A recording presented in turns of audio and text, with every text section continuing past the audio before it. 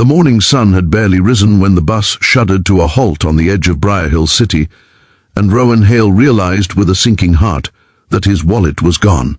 Not misplaced, gone. Stolen, somewhere between the shelter where he slept and the bus station where he boarded in a desperate attempt to get to work early. He stood there on the dusty roadside, his 5-year-old daughter Lyra holding his hand, her small eyes searching his even though she didn't fully understand why her father suddenly breathed like his ribs were too tight. Rowan had already been on his last warning at the construction company, and today was make or break. One more absence, one more late arrival, and he would lose the only stable income keeping the two of them afloat. And yet, the moment he stepped off the bus, his plans shattered. What he didn't know was that before the sun set that day, he would rescue the daughter of the wealthiest man in the city, and she would whisper a truth to him so soft, yet so life-altering, that it would change both their futures forever. If you believe in kindness, second chances, and the power of ordinary heroes, please like, comment, share, and subscribe to Touch of Kindness to help stories like this reach more hearts. Rowan took Lyra's hand firmly and hurried along the sidewalk, hoping to catch a ride or find a shortcut, trying to convince himself this was just one more hurdle in a life full of them.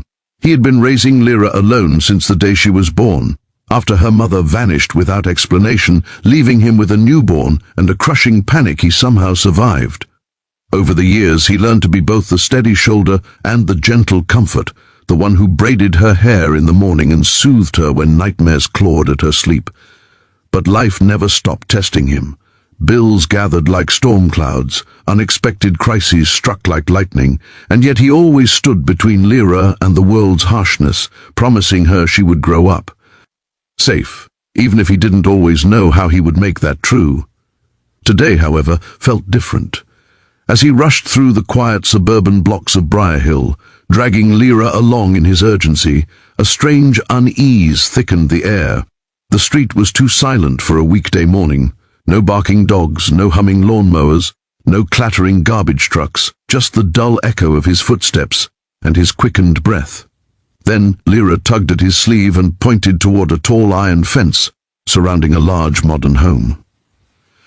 Rowan followed her gaze and saw a backpack lying in the middle of the driveway gate, one strap caught on the metal bars as if someone had dropped it while running.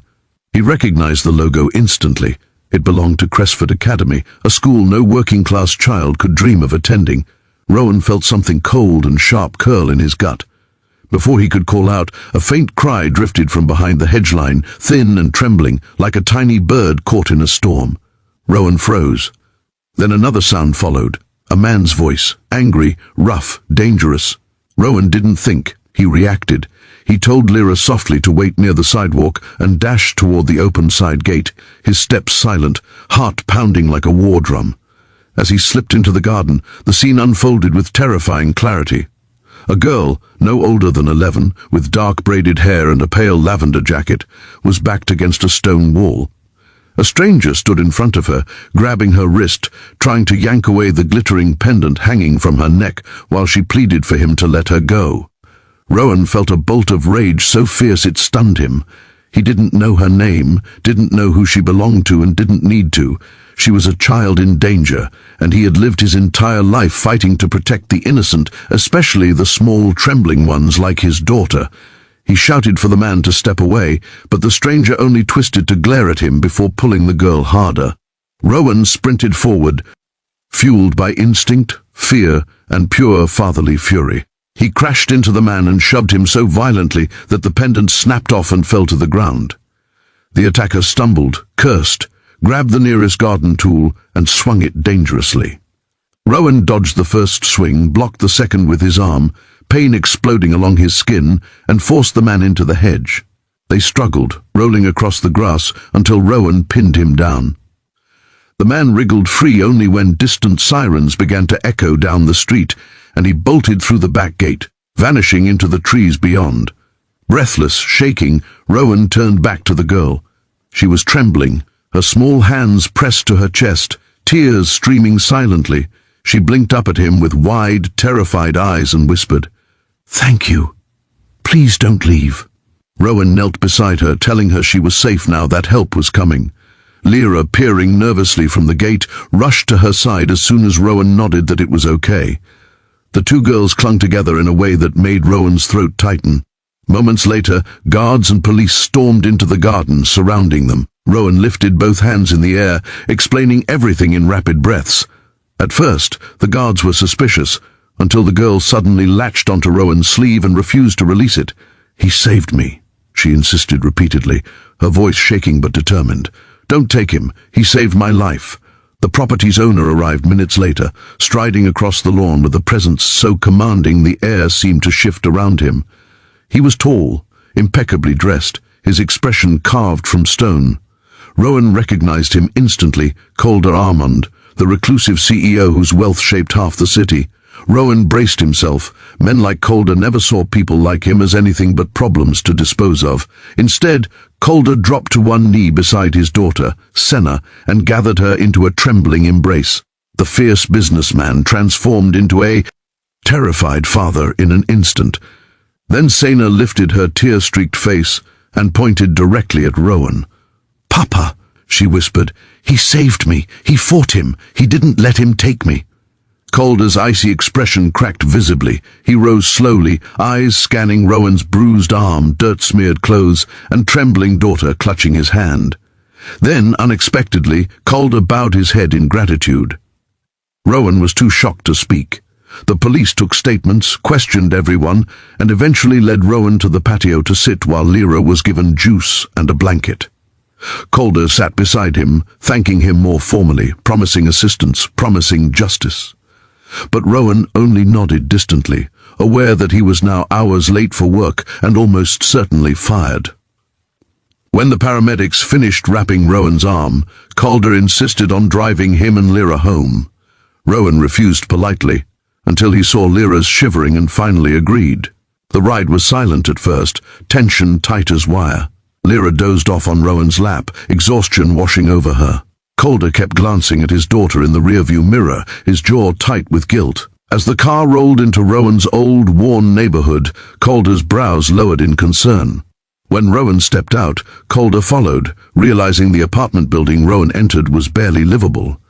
It was then, in the dim hallway, that Sina tugged her father's suit jacket and whispered something so quietly he had to lean down to hear. "Papa, can we help them, please?" Calder looked startled. "Why, sweetheart?" Sina looked toward Rowan, who was carrying Lyra carefully up the stairs. Her next words stunned them both.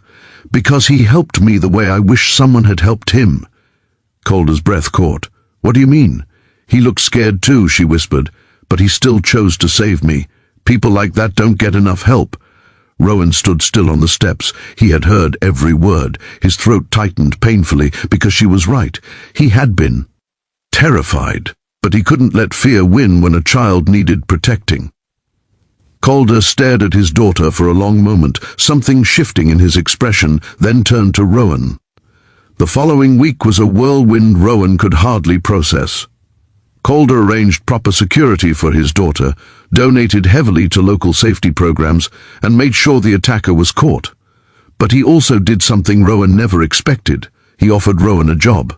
Not a charity position, not pity disguised as opportunity, a real, stable, well-paid job in Calder's security division, praising his quick reflexes, courage, and ability to assess danger calmly under pressure. Rowan wanted to refuse out of pride, but Lyra's worried eyes and the memory of his paycheck slipping away broke his resolve. He accepted. Life slowly transformed. Rowan and Lyra moved into a safer building. Lyra attended a better school. Rowan excelled in his new job, even mentoring in community programs Calder funded.